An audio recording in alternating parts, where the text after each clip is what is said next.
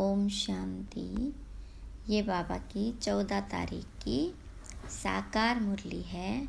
मीठे बच्चे, याद रखो हमारा बाप, टीचर और सतगुरु तीनों ही कंबाइंड है, तो भी खुशी का पारा चढ़ेगा। उनकी श्रीमत पर चलते रहेंगे। प्रश्न है, ब्राह्मणों का पहला लक्षण कौन सा है? किस बात में ब्राह्मणों को एक्सपर्ट बनना है? तो बाबा ने कहा, ब्राह्मणों का पहला लक्षण है पढ़ना और पढ़ाना। किसी पर भी ज्ञान का रंग चढ़ाने में बहुत एक्सपर्ट बनो। भल कोई इंसल्ट करे, गाली दे, लेकिन कोशिश करके देखो तो उस पर असर जरूर होगा। पात्र देखकर दान देना है। अविनाशी धन भी व्यर्थ न जाए, इसलिए बड़ी खबरदारी चाहिए। पैसा भी किसको संभाल से देना है। गीत है, जो पिया के साथ है उनके लिए ज्ञान की बरसात है। ओम शांति। गॉडली स्टूडेंट ने यह गीत सुना। तुम बच्चे ही गॉडली स्टूडेंट हो। ऐसे नहीं कि सभी स्कूलों में गॉडली स्टूडेंट होते हैं। नहीं, वहाँ तो मनुष्य पढ़ाते हैं। सन्यासी भी शास्त्र सुनाते हैं। ज्ञान को वास्तव में कोई बरसात नहीं कहा जाता है। बरसात तो पानी की होती है, परंतु यह महिमा गाई हुई है क्योंकि परमपिता परमात्मा को ज्ञान सागर भी कहा गया है।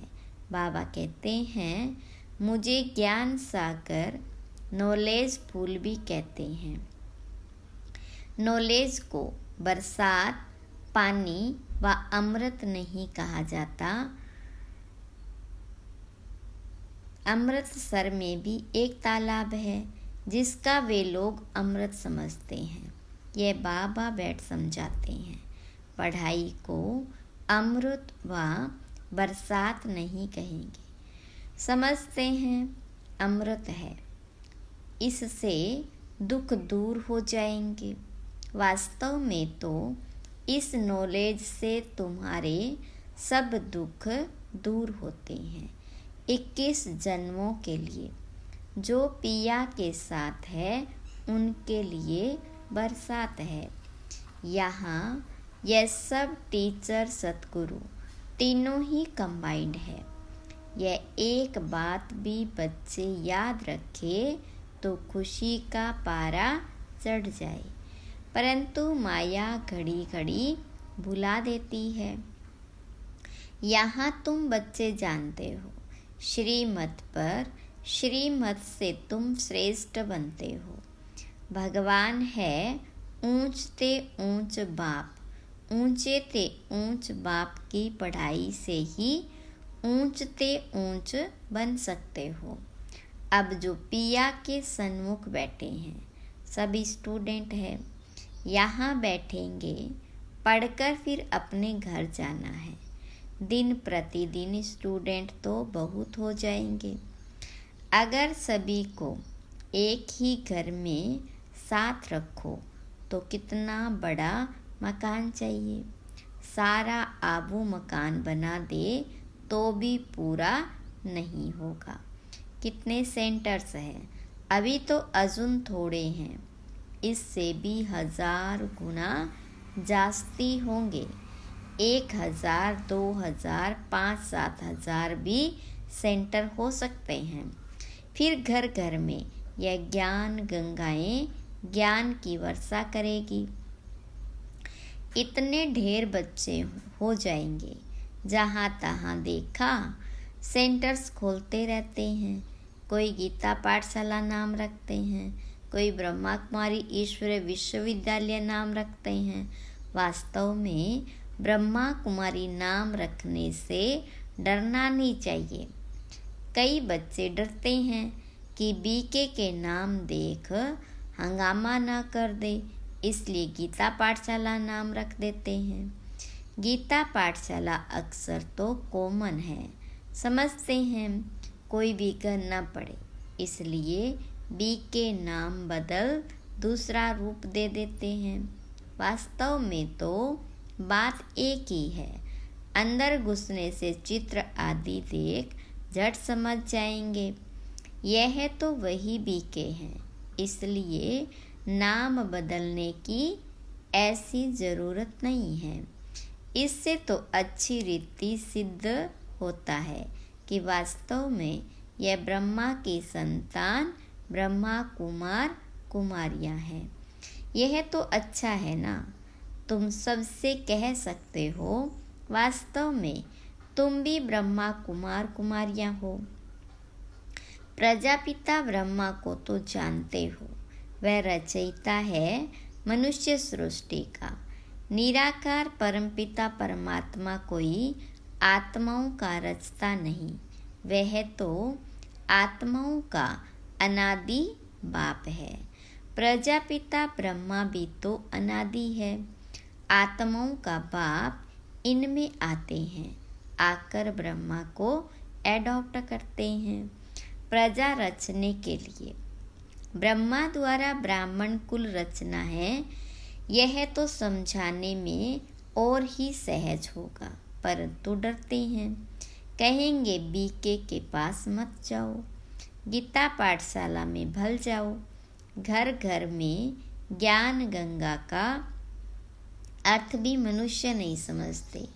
भक्ति मार्ग में नारद को मुख्य गिना जाता है, झांझ बजाने वाला भक्त था। ऐसे नहीं, नारद कोई ऐसे रूप वाला है जैसे चित्र दिखाते हैं। वास्तव में बंदर तो तुम सभी थे, सूरत मनुष्य की और सीरत बंदर की थी।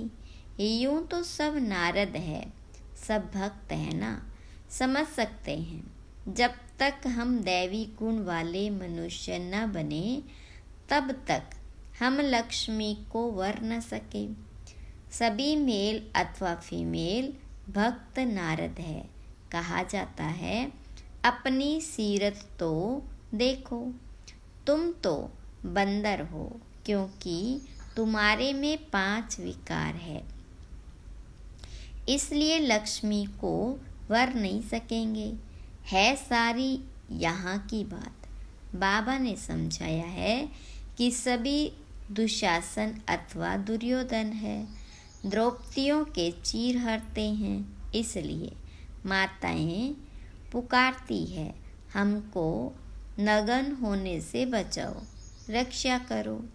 कन्याएं कहती है लाज रखो, गिरधारी नाम तो बहुत रख दिए हैं।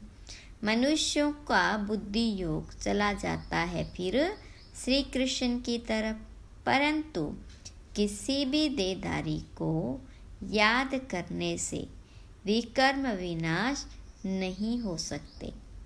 सिर्फ चाहते हैं साक्षात्कार हो। अच्छा, साक्षात्कार हो जाए, परंतु मनुष्य से देवता बनने की नॉलेज तो मिल न सके। जब ब्राह्मण बने और ज्ञान को समझे तब देवता बन सके। ब्राह्मण बनने से भक्ति छूट जाती है। पहले 1 हफ्ता इसमें देने से हम मनुष्य को मंदिर लायक बना सकते हैं, परंतु टाइम तो लगता है। यह तो बरोबर है।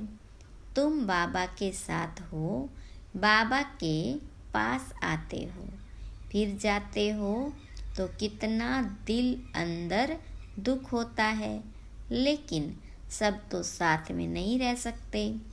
यह हो न सके। कोई कहाँ से भाग आते हैं। यह रस्म यहाँ ही है। साधु संत आदि पास तो ढेर जाकर इकट्ठे होते हैं, कोई भी किसको मना नहीं करते।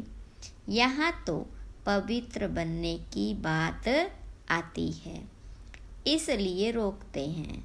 सन्यासियों में तो सिर्फ मेल्स घर बार छोड़ चले जाते हैं।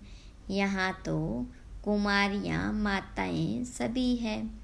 कन्याओं को माँ बाप डॉक्टर आदि कहते हैं, शादी नहीं करेगी तो बीमार हो जाएगी। उनको समझाना चाहिए, अरे सन्यासी कितने बनते हैं, बहुत छोटे छोटे ब्रह्मचारी वहाँ रहते हैं, फिर वे ब्रह्मचारी तो कभी बीमार नहीं होते, यहाँ क्यों बीमार होंगे। शादी बिगड़ तो ढेर रहते हैं। सन्यासियों के ऊपर भी कोई केस कर न सके।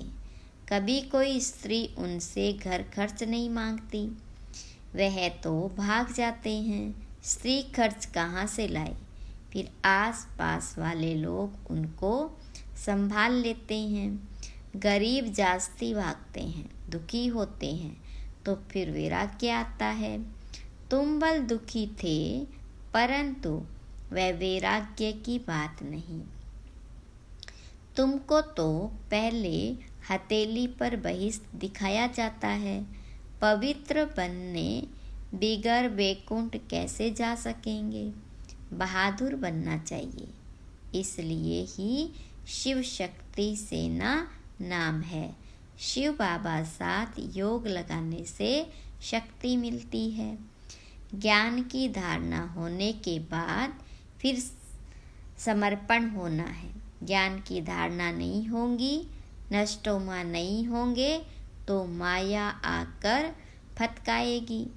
शादी करने की दिल होगी तो फिर सारा ब्रह्मा कुमारियों का नाम बदनाम हो जाता है। पहले नष्टो मोहा बनना पड़े। तुम लोग इतने भट्टी में रहे हो तो भी कितने नष्टो मोहा नहीं बने। याद आती रही, यहाँ से गए, मित्र संबंधियों को मुंह देखा और लट्टू हो बैठ गए। मोह ने घेर लिया, यह भी ड्रामा की भावी। अभी भी बाबा कहते पहले पहले तो नष्टो मोहा बनो, एक मोस्ट विलवेड बाबा के बन जाओ। कुछ भी हो जाए हम तो बाबा के ही सर्विस पर रहेंगे। कहा जाता है ना, चढ़े तो चाके वैकुंठ रस, गिरे तो चकनाचूर। ऐसे नहीं कि छोड़कर आ जाए फिर मोह सताए। ऐसे बहुत सन्यासी लोग जाकर फिर वापस लौट आते हैं। सन्यासी घर में वापस आए तो आसपास वाले निरादर करते हैं, समझते हैं यह काम के लिए भागा है। यहाँ भी समझा जाता है यह पूरा नष्टो मोहा नहीं बना था, विकारों ने घेर लिया। बाबा के पास कोई खान पान की तकलीफ नहीं है। शुरू से लेकर कितनी संभाल करते आए। गरीब साहूकार एक समान है। मम्मा बाबा भी सबको सिखलाने लिए बर्तन भी मांजते थे, झाड़ू भी लगाते थे। देह अभिमान तोड़ने के लिए किया जाता है। सन्यासी भी ऐसे कराते हैं। कोई बड़ा आदमी होगा तो उनको लकड़ी आदि कटाएंगे देह अभिमान तोड़ने के लिए। यहाँ तो बड़ी भारी मिल्कियत मिलती। 1 सेकंड में 21 जन्म की बादशाही। सन्यासियों के पास तो कुछ भी प्राप्ति नहीं, बाकी पवित्र है, इसलिए अपवित्र माथा टेकते हैं। यहाँ तो राजयोग है विश्व का मालिक बनने के लिए। विकार में नहीं जाना है। मीरा भी पवित्र रहना चाहती थी ना, वह तो भक्ति मार्ग में थी। श्री कृष्ण का दीदार करती थी। उसकी दिल लगी श्री कृष्ण से, तो भला वे विकार में कैसे जाएगी। सो भी 1 जन्म करके मीरा दूसरे जन्म में भक्ति मार्ग में गई हो। ऐसे भी कह सकते हैं, वह भक्ति मार्ग में गई क्योंकि अंत मते सो गति होती है। श्री कृष्ण से दिल थी तो भक्त ही बन जाएगी, परंतु भक्ति मार्ग में कुछ मिला तो नहीं। ज्ञान मार्ग में तो 21 जन्मों का वर्षा मिलता है। भक्ति भी पहले शिव की करते, फिर देवताओं की। अभी तो देखो चूहे बिल्ली आदि सबकी भक्ति करने लग पड़े हैं। श्री कृष्ण को छोड़ हनुमान गणेश जी आदि को भक्ति करने लग पड़ते। सतयुग त्रेता में भी कलाएं कम होती जाती और भक्ति में भी कलाएं कम होती जाती। अभी तो कोई काम के नहीं रहे। जब ऐसी हालत होगी तब बाबा आकर समझाते हैं। आधा कल्प ऊंच चढ़ते हो, फिर आधा कल्प के बाद गिरना शुरू होता है। मनुष्य समझते हैं गिरना ही है, तो फिर ज्ञान लेकर क्या करें। परंतु ईश्वरीय नॉलेज बिगर मनुष्य तो कोई काम के नहीं। तुम क्या थे? कुछ भी नहीं। ज्ञान जरूर चाहिए। शरीर निर्वाह अर्थ पढ़ते हैं ना। कन्याओं को भी आजकल शरीर निर्वाह अर्थ पढ़ना पड़ता है। आगे यह कायदा नहीं था। कन्याएं घर संभालती थी, बच्चे नौकरी के लिए पढ़ते थे। अब बेहद का बाप तुम बच्चों को पढ़ा रहे। अगर सभी यहाँ बैठ जाए तो फिर मित्र संबंधियों आदि को ज्ञान कैसे देंगे। जाना पड़े। पढ़ना और पढ़ाना है। कोई तो बिल्कुल पढ़ते ही नहीं। तो समझाना चाहिए यह हमारे ब्राह्मण कुल का नहीं है।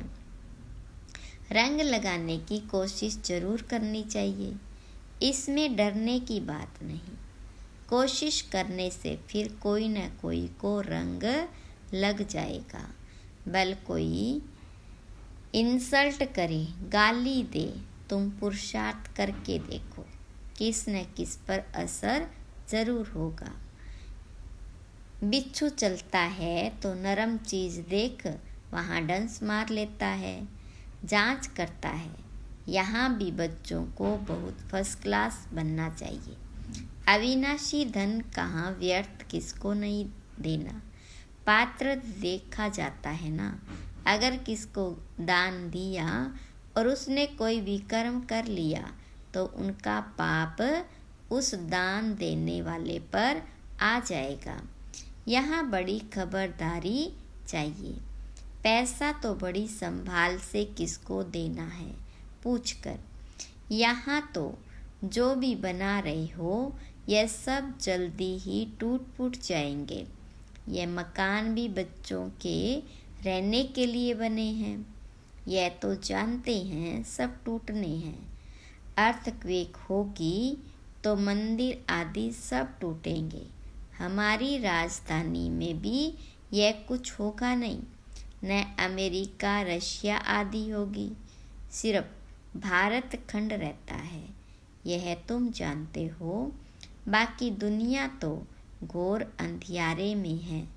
बाबा का यह कितना बड़ा स्कूल है। इसमें टीचर्स भी नंबरवार है। सभी एक समान तो होते नहीं। इसमें तुम देखेंगे सबसे बड़ा टीचर तो शिव बाबा है। फिर यह ब्रह्मपुत्रा नदी। कहते भी हैं तमेव माता स पिता तमेव बंधु सखा तमेव। तो यह माता ठहरी ना।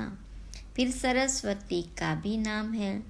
ब्रह्मा की राशि पर ब्रह्मपुत्रा नाम ठीक है, दिखाते भी हैं। सागर और ब्रह्मपुत्रा नदी का मेला होता है। यहाँ फिर आत्मा और परमात्मा का मेला है। इसका ही यादगार भक्ति मार्ग में गाया जाता है। अच्छा, मीठे मीठे सिखी लदे बच्चों प्रति माता पिता बाप दादा का याद प्यार और गुड मॉर्निंग। रूहानी बाप की रूहानी बच्चों को नमस्ते। रूहानी बच्चों की रूहानी बाप दादा को याद प्यार गुड मॉर्निंग नमस्ते। धारणा के लिए मुख्य सार। पहली पॉइंट, मोस्ट विलवेड बाप का बनने के पहले पूरा नष्टो मोहा बनना है। जब अवस्था पक्की हो तब सेवा में लगना है। दूसरी पॉइंट, इस दुनिया से दिल का वैराग्य रख पवित्र बनने में बहादुर बनना है। दान बहुत खबरदारी से पात्र को देखकर करना है। वरदान है, परिस्थितियों को साइड सीन समझ पार कर आगे बढ़ने वाले मास्टर सर्वशक्तिवान भव। विस्तार है, सदा अपने मास्टर सर्वशक्तिवान स्वरूप की स्मृति में रहो तो हर परिस्थिति ऐसे अनुभव होगी जैसे एक साइड सीन है। परिस्थिति समझने से घबरा जाते, लेकिन साइड सीन अर्थात रास्ते के नज़ारे समझेंगे तो सहज पार कर लेंगे, क्योंकि नज़ारों को देख खुशी होती है। घबराते नहीं, विघन नहीं है, लेकिन आगे बढ़ने का साधन है। परीक्षा से क्लास आगे बढ़ता है, इसलिए कभी कोई बात में रुको नहीं। सदा मास्टर सर्वशक्तिवान हूँ, इस स्मृति से उड़ती कला का अनुभव करते रहो। स्लोगन, ऐसे सहज योगी बनो जो आपको देखने से ही दूसरों का योग लग जाए। ओम शांति।